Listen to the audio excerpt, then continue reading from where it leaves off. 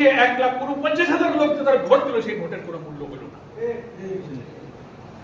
Voter এত মূল্যবান জিনিস, রাষ্ট্রপতি প্রধানমন্ত্রীর ভোটের যে দাম, ঠেলাওয়ালা রিক্সাওয়ালার ভোটের কিন্তু সেই দাম। তাহলে আমি এত লোক ভোট দিলে আমার ভোটের কোনো দামই হলো না।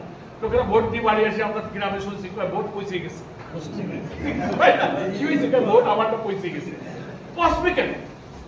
এই আনুপাতিক প্রতিনিধিত্বের সিস্টেমে কারোর ভোট পৌঁছবে না। যত পার্সেন্ট ভোট পাও according to ratio of percentage, তুমি 300 আসনে সেই অংশ পাও। তাতে হয় কি, ক্ষুদ্র ক্ষুদ্র সব দলের সব গোষ্ঠী স্টেক হোল্ডারের একটা প্রতিনিধিত্ব নিয়ে রাষ্ট্রটা পরিচালনার ক্ষেত্রে জনগণের অংশীদারিত্ব কিন্তু নিশ্চিত। এটার নাম হচ্ছে পিআর পদ্ধতি। কথা বুঝেছেন?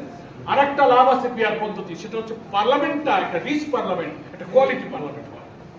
দল তখন দেখতে পারে যে না, আমার দলের 5 জন নির্বাহী পরিষদের সদস্য খুব যোগ্য মানুষ, আইন জানে, শিক্ষিত, কিন্তু এলাকায় টাকা আর মস্তানি ঠেলায় সে ভোটে জিততে পারে।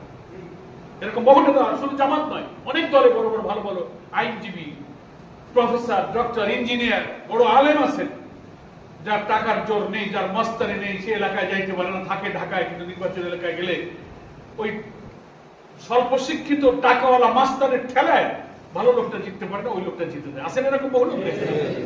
এই সিস্টেম হলে হয় কি, দলের কেন্দ্র তখন ডিসাইড করতে পারে না আমার এই 10টা লোককে পার্লামেন্টে দিতে হবে, ভোটের ধার তখন ওই তালিকার মধ্যে দিয়ে দেবে, তারা পার্লামেন্টে যাবে। তখন পার্লামেন্ট, এটা তো একটা ল মেকার, লেজিসলেটিভ অ্যাসেম্বলি, সেখানে আইন প্রণীত হবে।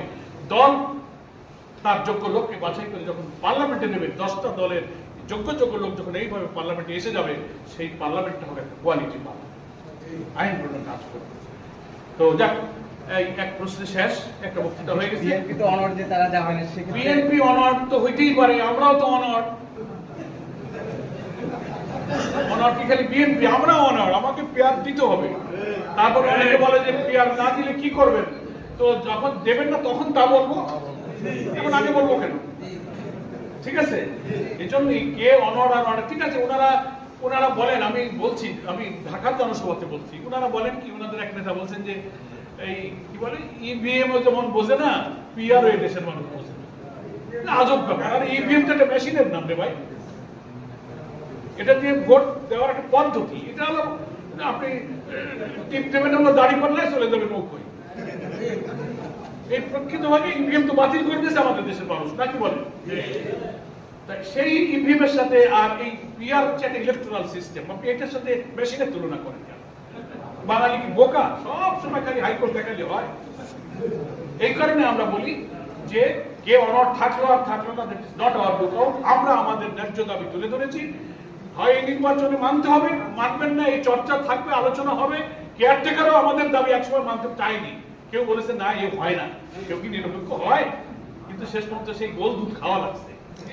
গোল দুধ বলে, গোল দুধ খেলা আছে না, ছাইসের ধরতি ধরতি বল, গোল দুধ, গোল দুধ, গোল দুধ, ঘাড় বেঁকা ঘাড় চালালে বলতে চায় না, যখন আর পারে না, একেবারে নেতায় খেলায় পড়িছে, গোল দুধ, তখন সে ছেড়ে দেয়।